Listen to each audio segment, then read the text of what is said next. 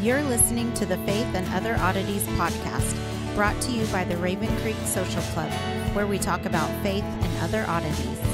For questions, comments, or to be part of the conversation, join us on Facebook, Twitter, and Instagram, where you can find us at Raven Creek SC. Now for your hosts, Emily Dixon and Nathan Underwood. Well, hey everyone, welcome back to Faith and Other Oddities, where we are still doing our distance learning, where Emily's in Tahlequah and I'm in Norman. So we are still in Samuel. We're just going to start chapter 15. So we're having a good time there. They're not. They are about to have a really bad time because in my Bible it says the Lord rejects Saul. So that can't be good. It's never a good thing. I mean, there's just no way around it. And we're entering into the two most pivotal chapters between that transition between Saul and David. And we're going to be introduced to David in chapter 16. We're actually going to start to see more of why Saul is the way he is and how that plays out. And everything that Saul does from this point is really going to be a reflection of his reaction to Samuel and his prophecies and the way that God has kind of set the whole kingdom up under Saul.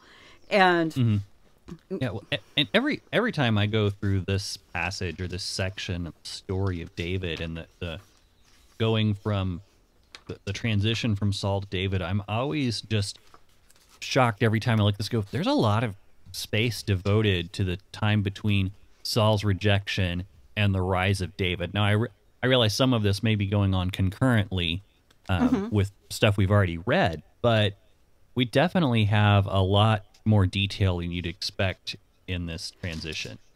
We really do. And that, I think that's really supposed to remind us how important it is that we move away from that place where people who are doing what is right in their own eyes. And we saw last week how Saul, the people even affirm, do what's right in your own eye, to getting to somebody who can actually listen and follow God's guidance and to hear from God and someone who speaks to God. And we're going to talk about all the implications of that. I've got some great research. I can't wait to get there.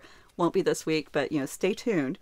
And so, but when we're reading through this, we really need to keep in mind that Saul has been warned that his reign is at an end and that his son is not going to achieve the throne.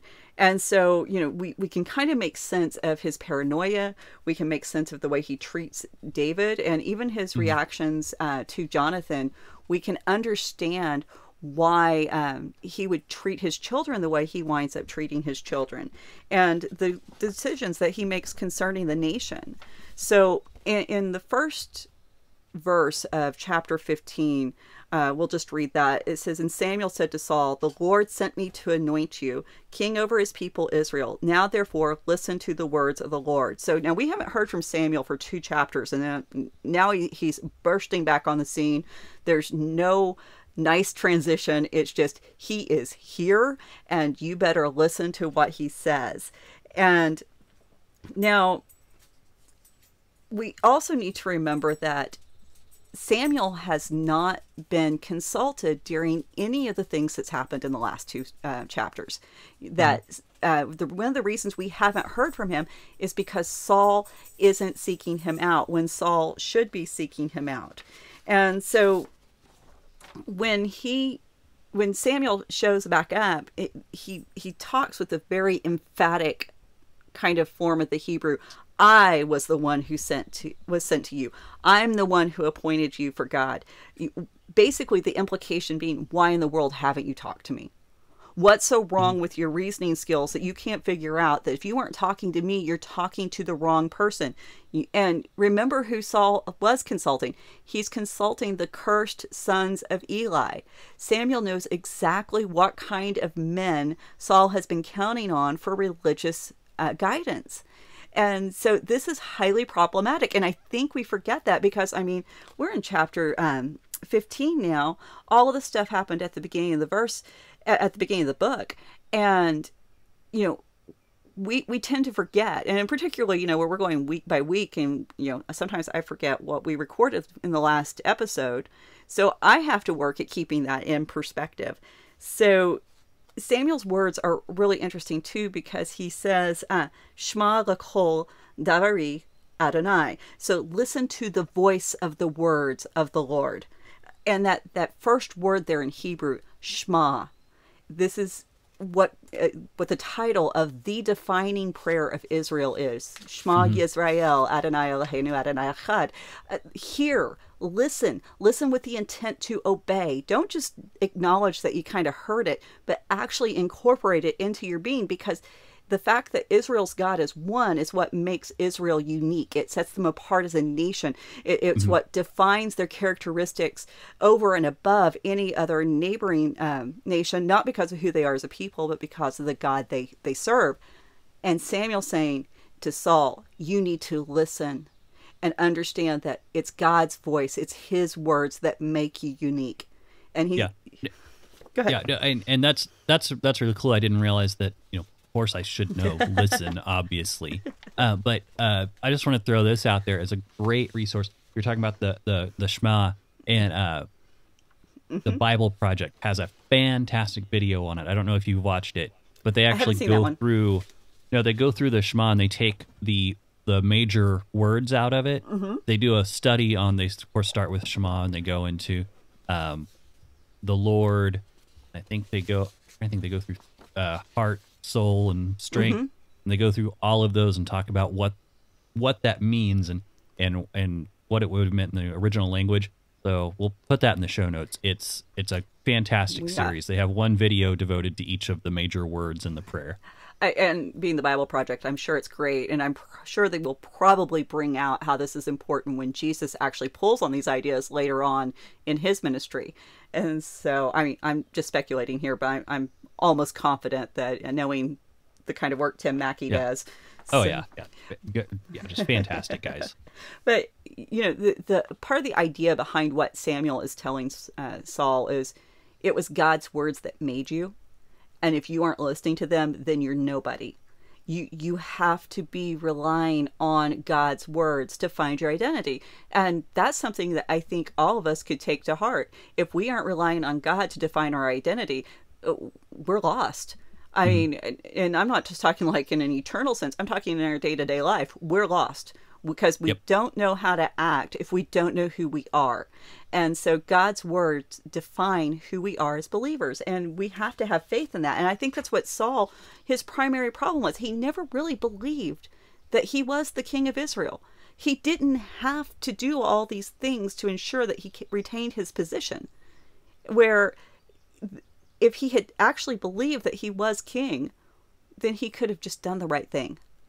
He didn't have to try to manipulate God to giving him favor or blessing or any kind of victory. He could have just believed that God would be who God says he is. So Samuel says, thus says the Lord of hosts. So again, that formulaic prophetic announcement. This is God speaking. This is not Samuel. These are his words.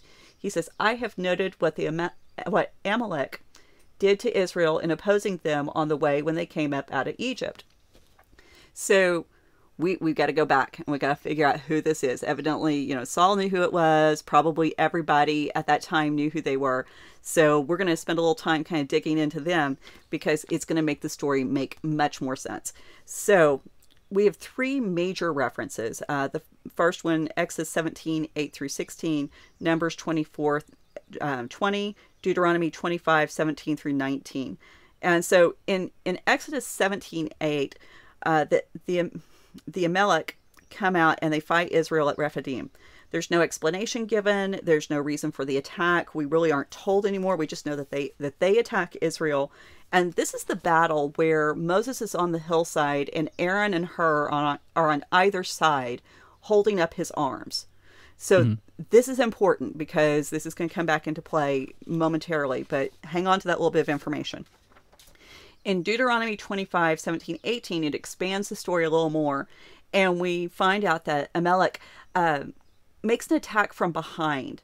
They cut off the tail is the terminology that's used in the verse. And what this means is and you can know what it means. Just stop and think about what this. If you've got a large progression of people going through the land, the people in the back, these are your small children.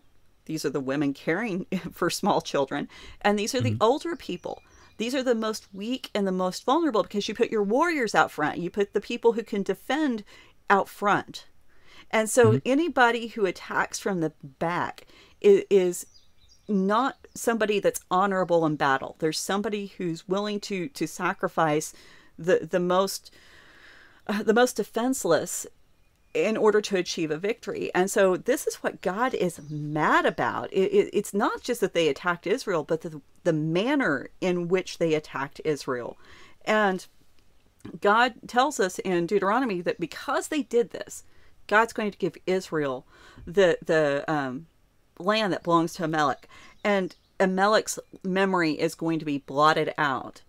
The next reference we have to it is in Numbers 24:20, and this is Balaam's prophecy. And, Balaam kept wanting to curse Israel. He never could get it done. He kept having to bless Israel. And he actually speaks a curse against Amalek. And he says, Amalek was first among the nations, but its end is utter destruction. And that's all he really has to say about it. Now, there are some other verses that deal with this, like Genesis 14:7, and this is Abraham's battle against the kings. And what we find there is just that one of the kings is from the land of the Amalekites. That's all it says. And that people have had a really hard time with this, because we don't find out who Amalek is until later on in Genesis. And as a matter of fact, that's Genesis 36:12, where we find out that Amalek is Abraham's grandson through Esau. And so, yeah. And so how did Abraham fight with people from a land that belonged to his great-grandson? How did the timeline work out? And, this is one of those things people go, oh, the Bible's contradicting itself. You can't trust it. Okay, so the simple explanation is whenever... There's more than one? Well, there's more than one. That's a possibility. But the other thing, and I think this is probably more it, the Genesis was written after these events occurred. And after the people had already dealt with Amalek. And so they knew where Amalek lived. They knew what the land of the Amalekites was. They didn't know possibly what the old name for that country was before the Amalekites lived there. But, the writer of Genesis needed a geographic marker. This is what the people knew the land as. So we'll call it by the name they know. Or possibly a scribal update. Or a scribal update. It's not a major mystery. And it's not a contradiction. This isn't any different than, calling Istanbul Constantinople. I mean, if you know the history, it's like, oh yeah, big deal. And you move on with it. But it is interesting when you look in Genesis 36:12 and you find out that Esau's grandson is, he's born to a concubine.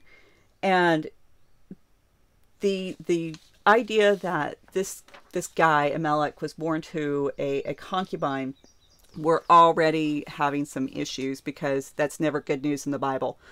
And the other problem we have is the Amalekites, their family. And we've talked about the significance of some of the other enemies of Israel and how they are families, the Ammonites, the Moabites, the Edomites, they're family. But actually, the Amalekites are closer in as far as being family, because they're direct descendants from Abraham, whereas everybody else are cousins. So we know that Amalek was a chief in the land of Edom, and his mother's this concubine.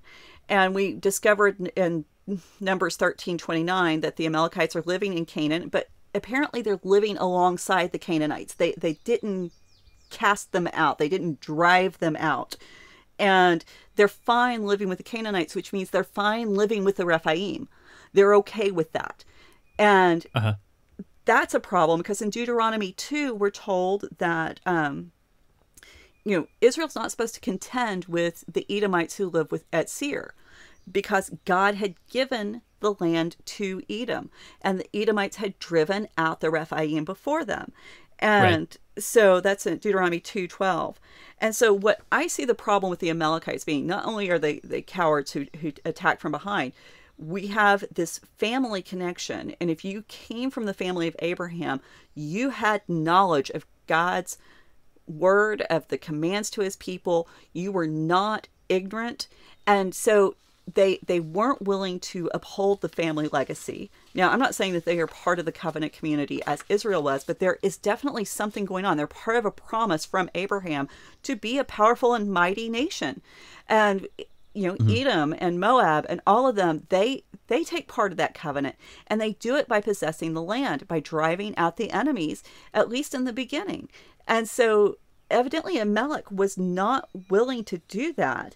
And so, we have all the makings for a tragic biblical story. We got the son of the concubine. We got people who know who Yahweh was, but they don't honor him. And a people who were given an inheritance, but failed to possess it. And so, in many ways, this is kind of a cautionary tale for Israel. You don't want to be like the Amalekites. Mm-hmm. You need to make a distinction. But what does Israel do when they go into Canaan? I mean, that's what the whole book of Judges is about. They don't want to drive everyone out. They're happy to live alongside of everyone else. They aren't honoring God, and they aren't taking possession of their inheritance, which is God's big complaint against them. And so the fact that this nation represents everything that's wrong with the nation of Israel. And God is going to use them as an object lesson to teach Israel, if you're going to be my people, you don't get to act like this. And so we miss that because, we just hear, oh, well, it's an enemy of Israel. They got to be horrible people, without recognizing they're descendants of Abraham also. So one moment, please. No, go ahead. It's still allergy season in Oklahoma. So the Amalekites are devoted to harem. They're devoted to destruction. And this is problematic for so many people. And I get it. It's barbaric. It's violent. It's there's so many lives that are lost. And it's not just warriors. It's women. It's children. It's animals. It seems like an over-the-top response from God against his enemy. And so I wanted to look at that just a little bit to kind of help us understand why this is a significant concept and what's going on here, because, I don't think you've got any kind of compassion if it doesn't bother you. But at the same time, we have to try to step out of our kind of our worldview and our experience and try to understand what God's doing here. So harem is more than killing. It's the devotion of someone to God and to God alone. And it, it's kind of, not to make too light of the matter, but it's kind of like the old joke that, kill them all and let God sort them out. That's kind of what's going on here in ways.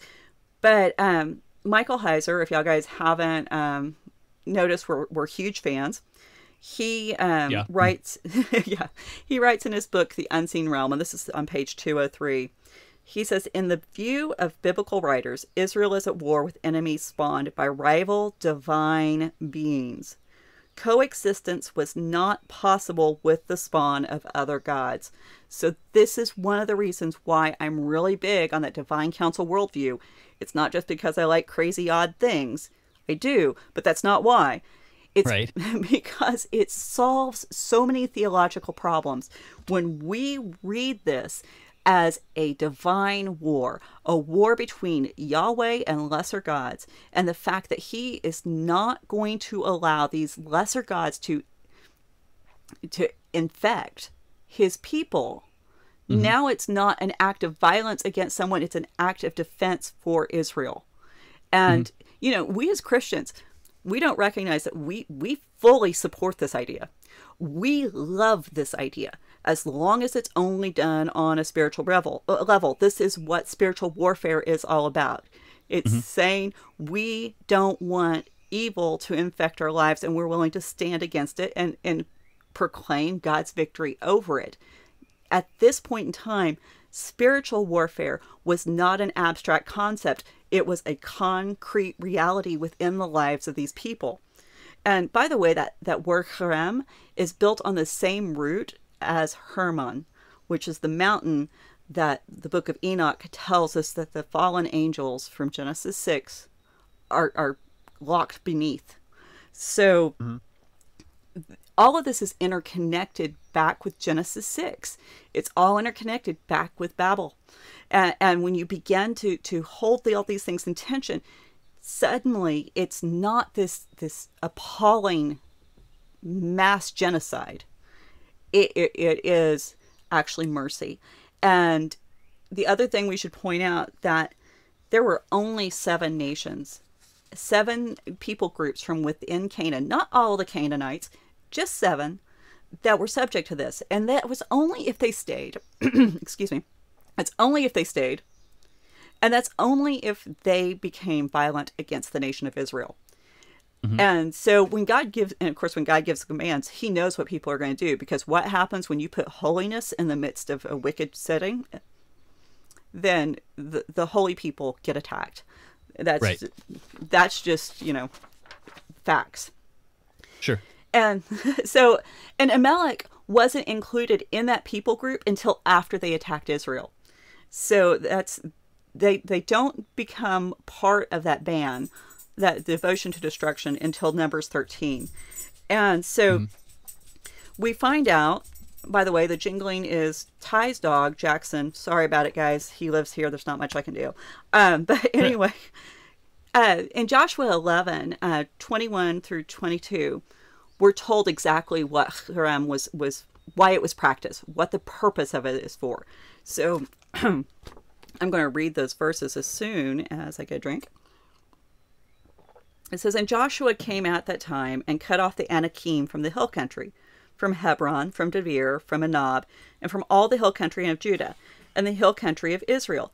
Joshua devoted them, Herem, to destruction with their cities, that none of the Anakim were left in the land of the people of Israel. Only in Gaza and Gath and in Ashdod did some remain." So the purpose of this practice is to cut off the Anakim. And the Anakim are part of the Rephaim, who were the descendants of the Nephilim.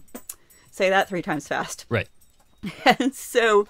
Just so we're perfectly clear. Right.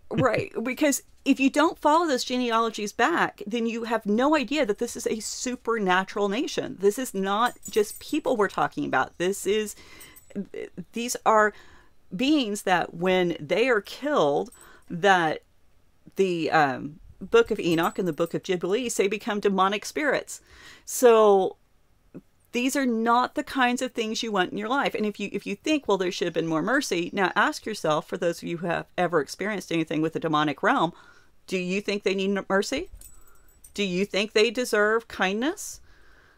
Their intent is to destroy. And so these weren't disembodied spirits at this point. These are people who fully embody that kind of evilness. So if you remember the passages about the ark, when the ark was taken by, who took the ark? Taken by the Philistines, you'll remember the cities named Gaza, Gath, and Ashdod. These were all part of that narrative. And so these are the places where we still have the Anakim living. And they would have been impacting the Philistines, because remember, the Philistines, they adopt some of the cultural practices. They intermarry in with some of the nations. The one nation they don't do this with, Israel. Because they know that's a totally different kind of people than what they are. And so Gath, by the way, we're going to find out later, this is the home of Goliath, where the giants still live. So basically the point of Herem is not to kill people.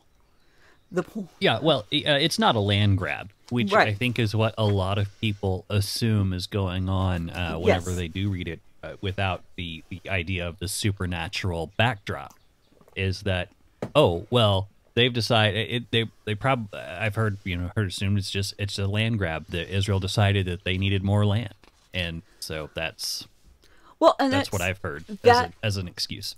Well, and that's very popular. And what's interesting is whenever this is actually enacted, part of the prohibition is you don't take anything. You yes, the land is there, but none of the gold, none of the animals. You don't intermarry with any of the women. You don't take their slaves. And it's to remind them this is not a human war. The spoils of this war go to God. Why? Because it's not a war for human benefit. It's a war for God, on God's behalf. And it is a war between the gods, little g, godlets there. And so God actually built in this component that's supposed to remind people this isn't for them. Now, do they benefit? Do they benefit from it? Absolutely, because now they're protected. They aren't going to be tempted to worship these other gods. They're not going to be tempted to intermarry with the other family. And it also stops the intrinsic violence of these cultures from becoming a part of Israel's day-to-day life. And, I think any of us with half a brain know we don't want to live with, neighbors that are always warring against us. And, this isn't a neighbor who's calling the cops because your radio is too loud. This is a neighbor who says, hey, I want your cow, so I'm going to kill you and your kids so I can have it. And so... Right. Well, and also you were talking about just destroying everything, not taking any of the plunder for themselves. That's actually, I think we mentioned it earlier, where you would do that so that you would make sure you weren't getting any of the animals that were used in cultic practices, or taking any of their idols and trying to adopt them as your own. Yeah, and that's the thing. It's not. It really is. I mean, we know what quarantine means now. All of us know what that means so well. This is basically quarantining the spiritual sickness, and not allowing it to come into the nation. And you want to cut off all avenues of that. And so the other thing that's kind of interesting about the Amalekites is not only are they cowardly fighters because they attack from behind, they never seem to fight on their own. They seem to join in with other people. In Judges 3, they're with the Ammonites. In Judges 6 and 7, they join with the Midianites. In Judges 10, they're with the Sidonians. So they tend to just kind of glom on to whoever they think is going to benefit them. And they really don't have an identity of their own, which that would make an interesting study there. We can pull out some principles for today about the fact that they should have been acting as descendants of Abraham and yet failed to. And so they wind up falling in with the wrong crowds. But we won't go there. Psalms 83 describes the nations who plot against God and against Israel in an attempt to take the land from Israel. And Amalek is one of the nations mentioned. And, when you realize all the background, now it's not so distasteful, because now we're recognizing it as a plot of intelligent evil to destroy God's will. I mean, they're trying to cut off the promise given back in Genesis 3 that God is going to send a Messiah who's going to crush the head of the Nakash, the enemy of intelligent evil. And so, but you did bring up the point about the animals and why were the animals? It's like, okay, I get it. Yeah, we can kill enemies who are embodied, but what about creatures? So, like you said, there's the ones that have possibly been devoted for cultic duty, that they would have been set aside to be offered as a sacrifice later on. They could have even been actually worshipped as a representative of a foreign god, and so you don't want that. They could have been used in bestiality. Again, don't want that. But my favorite, okay, so I had to throw this in because it amused me so much. The rabbis taught that the reason why the animals had to be killed was because the Amalekites were shapeshifters, and they would take on the form of the animals to escape. And come on, you're not doing vampire stuff last week, but you're going to do this. I had to. I mean, where did they get that? Like, well, I don't understand all of it, and I'm not going to make any definitive claims. But there has always been this idea that evil can take on the form of an animal. And I think we do get that from the Garden of Eden, where we have the Nakash, and we there's still some debate whether it was an actual snake or if it's a spirit speaking through a snake, or it was a spirit that was embodied in a way that kind of resembled a snake. And, you know, I don't care. It happened. That's all that's all I care about. And so, there is, like I said, the idea that evil people, and, you know, we can talk about witches and their familiars. We can talk about vampires turning into bats, werewolves, and that there is this idea that evil is sneaky, it's subtle, and, you know. Yeah. Well, and that's actually that's where the rabbit's foot comes into, is that people used to think that witches would turn into rabbits, and so you would carry a rabbit's foot with you to prove that you were able to kill a rabbit to ward off witches. Yeah, kind of a crazy one. Yeah, I always thought that was weird, you know, carrying a dead animal's foot around with you. But yeah, no, I'd forgotten about that. So, but all of this to say that the only way that we can even begin, or at least for me to even begin to say, I'm cool with what God did in Canaan, I'm fine with the fact that nations were destroyed, is if I look at it from a supernatural worldview. And I think in doing so, we kind of disarm a lot of the arguments about God's, you know, meanness and cruelty in the Old Testament, and especially if we reframe it in the fact that he is defending his people, and he's a good daddy. I mean, and I think you've got to look at it that way too. A good dad protects his kids before he cares about the neighbor's kids. And so, I mean, you know, can you care for the neighbor's kids? Absolutely. But if the neighbor kid hurts your kid, you're going to go to a beat down on their dad. I mean, well, maybe not. So some of us are more civilized than me, but anyway. So anyway, so verse 4, Saul summons the people to be numbered at Telaim. And the numbering of people in God's nation is never good. It's always going to have bad results because it shows a lack of faith in God's ability to actually accomplish no matter what the numbers are. And Saul should have known this. He should have known the story of Gideon. And, you know, and also what happened in his own life just a chapter or two back. God will defend and bring the numbers that need to be brought to achieve victory. We don't have to, you know, make sure, do we have enough people in place before we can obey God? We just need to obey.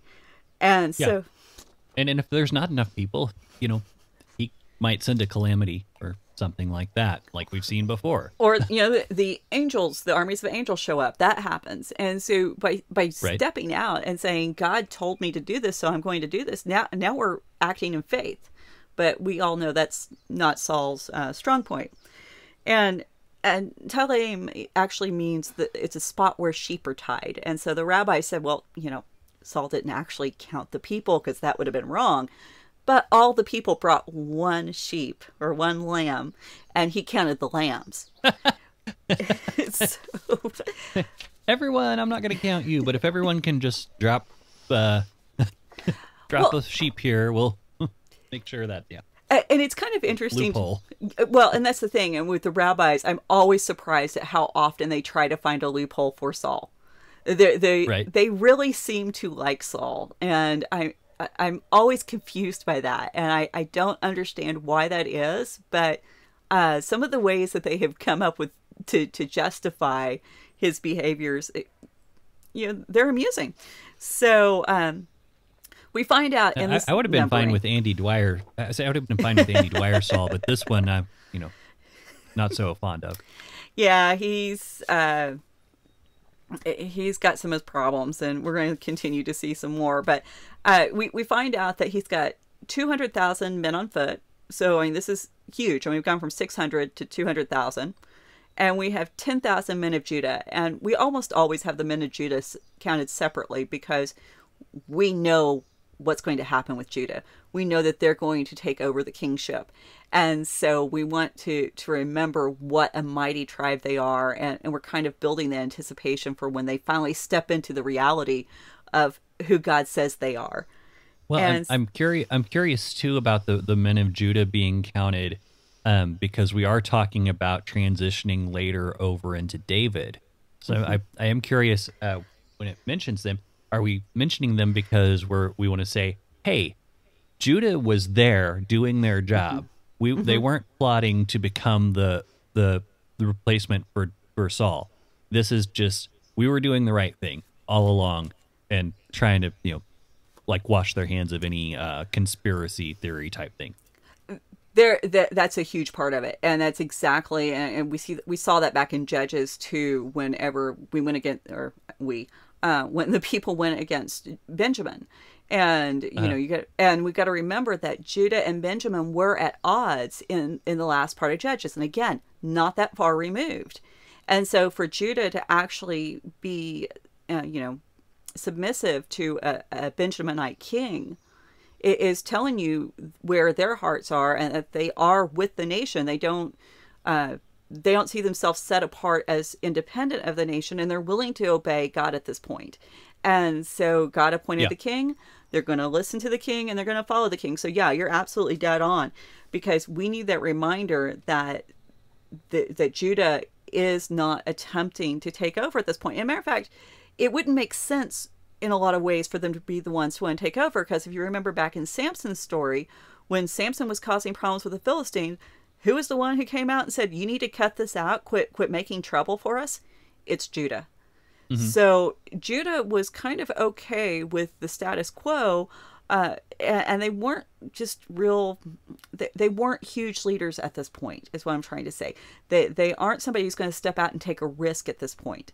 So the idea of them wanting to take over power, does that come about? Oh yeah, we're going to see that later on. But it's kind of after they've seen, oh, David is the king, David's the one that God has appointed, and they begin as a tribe to step into the identity, and there's a new boldness about them that you don't see before. And sometimes they take it too far, and sometimes they aren't real measured with what they do, but that's a whole other story.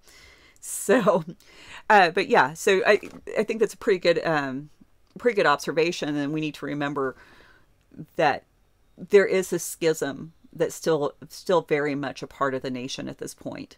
So but verse 6, Saul, before he attacks the Amalekites, he warns the Kenites, and he tells them, hey, you need to leave the Amalekites, you need to get out. And the reason why he does this is, the reason cited is for the kindness to all the people of Israel when they came up out of Egypt. So quick recap, the Kenites were the descendants of Jethro, Moses' father-in-law. And so now remember, I told you that it was going to be important to remember that the Amalekites were the ones who were involved in that battle where Moses had to have his arm supported. So that's Exodus 16. Right. Exodus 17 is when Jethro comes to Moses and he says, what you're doing is too heavy. You can't do it. And he's not talking about holding his arms up in battle. He's talking about Moses being the leader of the people. And so we have this physical enactment of how heavy the leadership burden is in this battle against the Amalekites. And then you have Jethro who says, there's more than just the physical going on here. We actually, this is an emotional toll. This is a mental toll. And you're going to need people to support you beyond just in this battle. You're going to need people who are at your side all the time. And so Jethro becomes the one who says, hey, let's, find your men, find the guys that you can count on, let them handle the small stuff, and you handle the big stuff. And so this is the reason that they are cited. And the fact that Jethro's presence is noted right after their first encounter with the Amalekites, and then we're remembering it again here in Samuel, then we have this really interesting kind of replay of events. And so you also have this sharp contrast between the character and nature of the Kenites and the Amalekites. The Amalekites want to destroy, the Kenites want to support. And the Kenites, they travel with the Israelites through the desert, and Moses actually makes this promise in Numbers 10, 29, and 32. He says, whatever good God does for Israel, God will do for the Kenites. So Moses sees that the Kenites' kindness and their goodness to Israel, it really does, it qualifies them to fall under this protection of God. And so whenever we hear these things about, oh, well, it's so horrible what Israel did to all these other nations, if you don't want to be treated like that, then stop treating Israel this way. When the Kenites supported Israel, they get included. And so much to the point that the first king, when he goes out to attack the enemies of Israel, he's going to make sure you're taken care of. And yeah. And I want to make sure we clarify, we're talking about in the biblical narrative. We're not talking about some kind of dispensationalist view or the eschatological theories of how we should be treating Israel today. Now, granted, be nice to everyone, but we're not trying to start that kind of political schism. We're not commenting on that. Yeah, right. And at this point, God is preserving this nation for the purpose of bringing a Messiah. This is all to get Jesus here. And so this is the reason why there is such a battle, because guess who doesn't want Jesus here?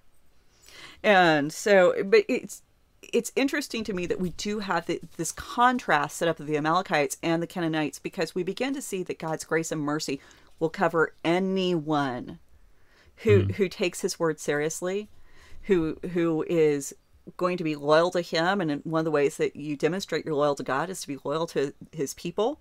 And, if we want to bring that forward, this isn't replacement theology, but the idea that, be nice to other Christians. Good grief. It's simple. Yeah. Well, and I also like looking at this too, because I do feel like we have been given a bad view of how theology works. And particularly before Christ. And and this is just growing up, and I'm not saying it was like malicious, but I think there was just not a lot of teaching about this when we were growing up, that, we had we had the impression from a lot of people that, only people from Israel were saved or were going to heaven or could worship God. And yes. And if you actually look at it, there are other nations who are worshiping God along with Israel, and Melchizedek. And so when we actually look at it, we kind of go, oh, God's mercy is greater than the picture that's been painted for us in a lot of church settings growing up. Absolutely. And, we can also look at the fact that Caleb, Othniel, and Jael, they're all Kenites. And they play pivotal roles in the protection and the formation of the nation. And so to say that God doesn't care about anyone who's not part of Israel, that's a misnomer. It's misleading. And I think we need to clarify that, because by clarifying that, we're also counteracting the lie that we've been told that God's just this big mean bully, and that's not who he is. And we see that again right here, because when Saul gets ready to attack, he at least goes in and says, hey guys, get out of there, we're coming in. And so we're told nothing about the battle, no details. We only know that Saul defeated the Amalekites from Havilah to Shur, so it's pretty extensive area.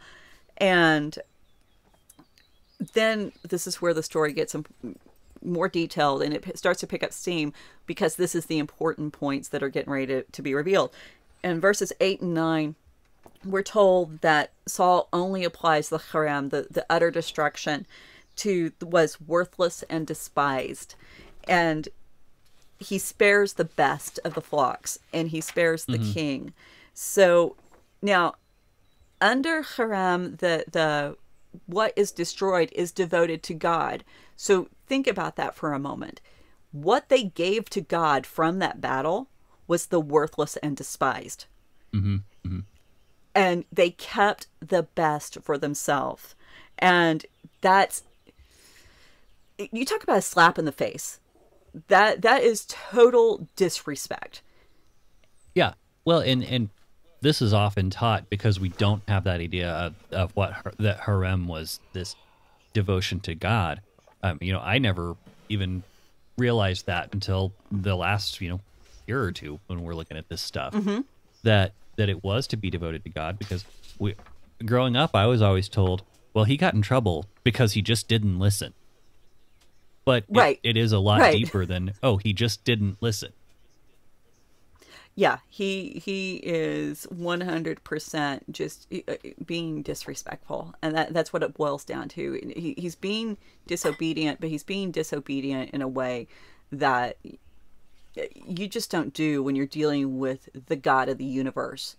Yeah. So if you're hearing some clinking in the background, my husband has awoken. So, but verses 10 and 11, the word of the Lord came to Samuel. I regret that I have made Saul king, for he has turned back from following me and not performed my commandments. And Samuel was angry and cried to the Lord all night. And so sometimes this is translated, I repent that I have made Saul king. Mm-hmm. And so, theological problem. So, might as well stop and deal with it. How can God regret? How can God repent of anything he's done? Does this mean God made a mistake? Oh, no. We only find this word in this form in one other place in the Bible, and that's Genesis 6:7, and it's before the flood, when God regrets or repents of making humanity.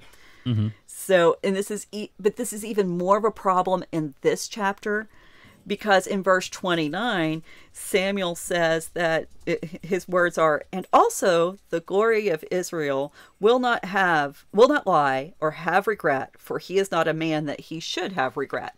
So it's like Samuel is completely contradicting himself and completely offering opposing views of God within the same chapter. And so, yeah, how do we sort this out, this little tangly knot? Yeah, exactly. So that's what I'm wondering. Yeah. I hope you have something good. I do. So Samuel, his experience with God is that God regrets and grieves making Saul a king. And you got to remember, Samuel's a prophet. A prophet feels God's heart. A prophet experiences the emotions with God.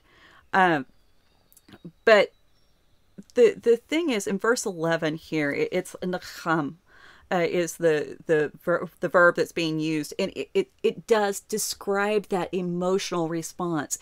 It describes that feeling that can happen within a person or within God. And we know that God has emotions. We're told that all over Scripture. I mean, good grief, Jesus weeps when Lazarus dies, and he is God. And so we need to be okay with him having emotions. And that's what Samuel, in this moment, when he's talking about that emotional, relational experience with God, where the two of them have sat down and they have just been utterly destroyed emotionally by a failure of someone that they hoped or had planned or, wanted to succeed. And so when we're talking in verse 11, we're talking about that emotional moment. And then when we get over to the verse later where, Samuel's saying, who is God that he should have a regret? God's not a man. Now we're talking about an official function. We're talking about a declaration from that throne of the creator of the universe. And he's not saying that God doesn't have a regret. I mean, who is God that, when you read the words there, you can see that he's saying, I'm not going to have a regret. It's pretty much what he says. I'm not going to regret leaving you here when you've already proven that you weren't going to stand up and do the right thing. I don't have to continue with this. Yeah. I mean, once Saul had his chance and he blew it, then we have a whole different situation than when Saul was given the option. So when God steps forward as God in his glory and he makes this declaration against Saul from this official position, there is no room for emotion. And, I think anybody who's ever been in charge of anything, give an example. So we've got the Facebook group Scandalous that's just women. We deal with a lot of very emotional topics, and we got some very real moments in there. And, occasionally we'll get somebody in who they're a troublemaker. There's just no other way to put it. And we can see, you know, we got a really smart group of women running this group with a lot of background in helping other women. And we can see why they're the troublemaker. We can see what has caused them to say this or do that, or you know, make this insult, or, you know, be insensitive. And we want to help this person who's been making trouble. But at some point, not too often, but occasionally, we have to set aside that compassionate response and say we have to protect the rest of our group who is here operating in good faith. And so as leaders of the group, we can't hang on to this emotion. And so we have to decide, where are we going to draw the line? And I think that's kind of what we're seeing here with God. Are we being heartless when we kick the other person out? In some ways it can seem like that. But at the other time, it can seem like compassion. So God is saying, in my compassion for the nation as a whole, I can't have compassion for you as a person. You blew it. The rest of the people still have a chance. So that makes sense. I think, and it's kind of like, and I think it's, well, to me, it kind of sounds like the difference between experiencing a regret and then letting that regret dictate your actions. Right. If that makes sense. Well, and I think we forget that, you know, God has never denied the right to have an emotion. Nobody, you know, he never places that restriction on himself, and we certainly don't have the ability to apply it to him. And God has a full, infinite range of emotions. And so to say that he doesn't experience any of them or is above them, I think that's just a way of trying to limit an infinite God. And that's where we run into problems. That's when theology starts getting really messed up. Yeah, well, and I want to clarify before anyone jumps on us about to say that he's above them, saying that he's above experiencing them, not that he is ruled by them, because he is above them in the sense that he's not going to just be capricious with, you know, with his character. Well, and that's the thing. It is a very nuanced idea. And so sometimes we as Christians, we get lazy and we don't like nuance. We don't like having to have that balance in our theology that requires us to actually stop and look at God or things of God and, you know, take all the little considerations into play. We just want a black and white proclamation and to be done with it. And that's not what God offers us. God offers us story. He offers us narrative. And in doing so, he's saying, I'm above your little cliches.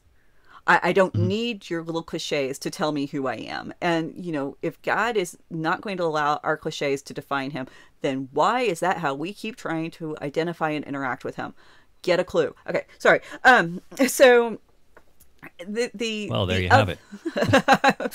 It's one of those things that irritates me. But one of the things that, too, in this word, some people might be interested in this. There's arguments against it. I'm one of the few people who've studied the language who actually supports this idea. And that's when you go back to the pictographs of ancient Hebrew, the pictures that became the letters of the block Aramaic script. They all mean something. And you can put them together and you come up with this with a word that has a greater concept. And so a lot of, like I said, linguistic scholars reject this. I actually see it, and I think part of that's because I'm an artist, and so I tend to think very abstractly sometimes. And this word is formed with a nun, a chet, and a mem. And the nun is a seed. It's the beginning, the start. A chet is a fence. It's a dividing line. It's a boundary. And a mem represents chaos. And so when you put the two together, whenever you have this word for regret or repent, it's to begin to separate from chaos. And I love that because it really begins, I think it gives you a good picture of what repentance really looks like. That you step away and step out of chaos and you actually return to that ordered place that God has proclaimed is right and it's good. Because God's always in the business of bringing order to chaos. And so he sets that boundary on chaos and says no further. And so for us as believers, I think sometimes we need to kind of have those pictures in order to figure out what this means in our life. So for us, sometimes repentance really is going, hey, that's chaos, and I don't need that as part of my life. And so these are the fun little tidbits that I really like. And I think a lot of this really comes down to when we read this chapter with this regret or repentance, we have this distinction too of a conversation with a friend where God's talking to Samuel and explaining how he feels, and then that formal pronouncement as a king. Mm-hmm. So, and we've seen this pattern before with Eli, and back in 1 Samuel chapter 2, when the man of God came to warn Eli about the fate of his sons.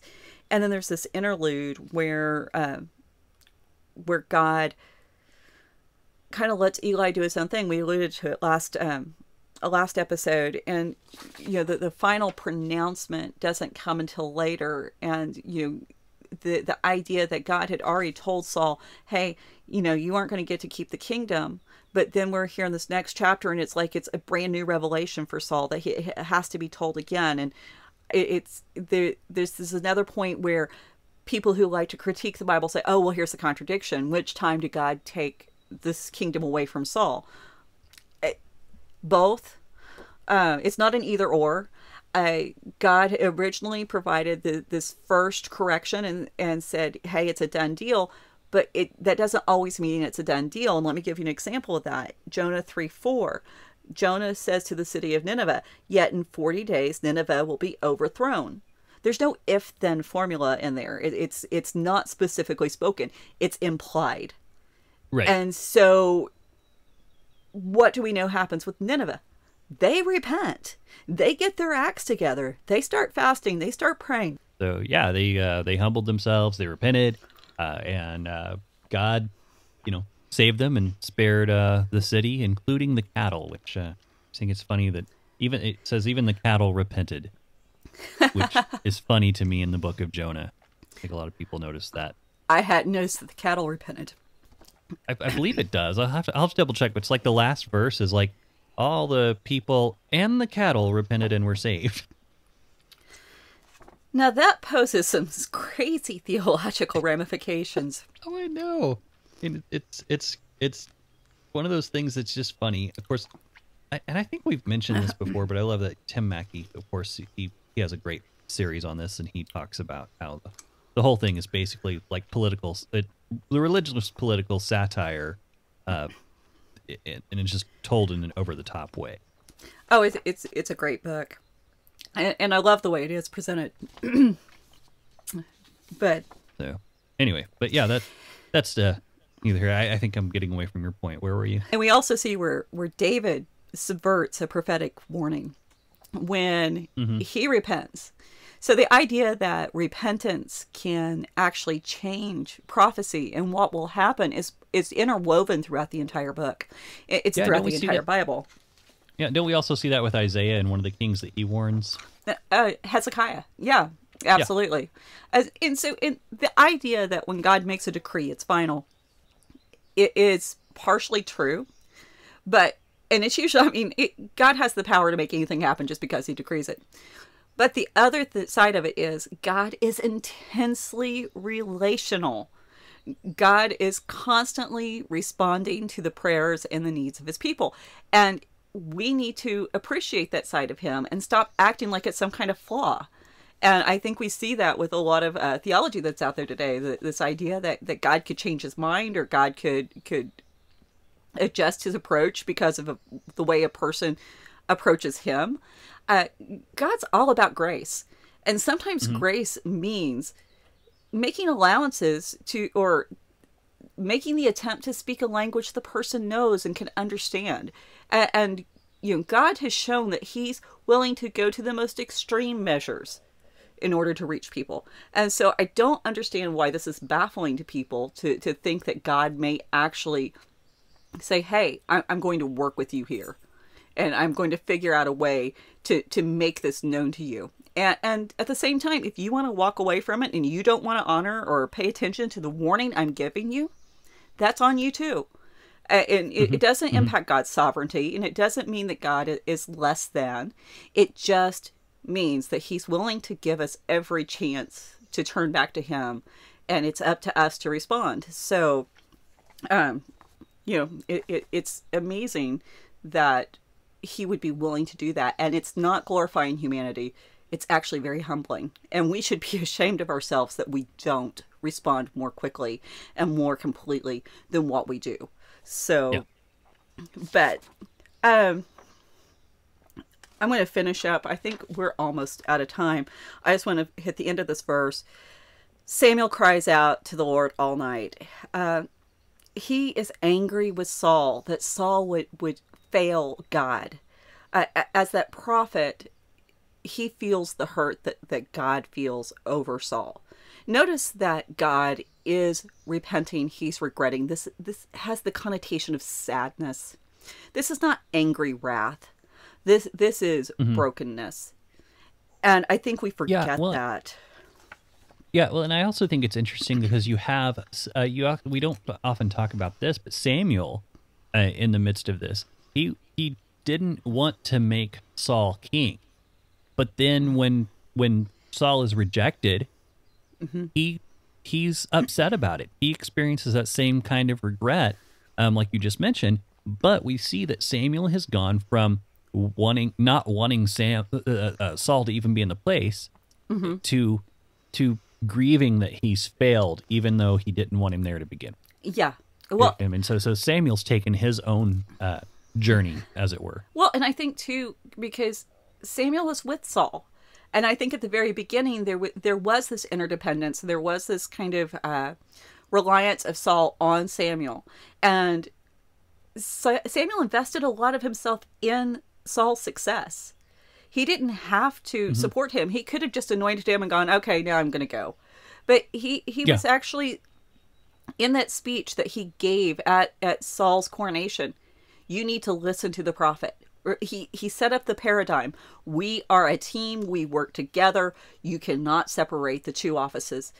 If you don't have one, you are not going to have the other. So he set that up because he wanted to be a part, and some of it God probably decreed too. But I think Samuel really had a personal investment in being a part of the leadership and making sure that the leadership did remain loyal and obedient to God. And so when you've helped someone, even someone you don't particularly care for, or you think maybe shouldn't be in a certain position, but you've still... Or even someone who's completely messing it up. Yeah, but if you've been there and you've been on their side and you've been trying to help them succeed, it's going to hurt when they fail. And... Yeah. And I do kind of see... to me, it kind of seems like... what you're saying, it seems like Samuel started out with kind of going, well, I'm going to be here as prophet and guide to try to make the best of a bad situation. And then, I think he actually got to where he actually did like Saul through this. So I think he liked Saul as a person. I think he had a problem with him being a king. And, I've had those situations with people. It's like, I like this person as a person. They shouldn't be in that position. No, I totally get that. And I think Samuel was able to make that distinction with Saul. And so, again, real people, real situations. They're not living in some kind of cartoon universe or even some kind of fairy tale universe. This is all the complexities of the world that we know, because it's the same world they inhabit. So, yep. Yeah. So I think that's probably a good place to break, because Samuel's going to get up in the morning and he's going to go talk to Saul. Yeah, and that's going to be all kinds of interesting. So, oh yeah. Anyway, well, everyone out there, hope you enjoyed what you heard today. We are going to be back next week, and we'll figure out what Samuel has to say to Saul. Lots of S words going on. I didn't mean that, but so. Well, metaphorically it works. So anyway, thanks for joining us. If you liked what you heard, please share it with a friend. If you didn't like it, share anyway. You might as well, right? But if you do want to be part of the conversation, hit us up on Raven Creek SC on the social media, ravencreeksc.com. You can hit us up on the website. And if you haven't, please, again, just rate us on iTunes, give us a review, and that helps us out probably more than just about anything else. Absolutely. So I want to say thanks again for being here, and we'll see you next time. Bye. Bye.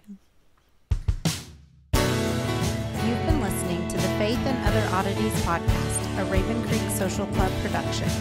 Don't forget to follow us on Facebook, Twitter, and Instagram. If you like what you've heard, please write us a review on iTunes or consider supporting us on patreon.com/RavenCreekSC. As always, thank you for listening, and don't forget to join us next week.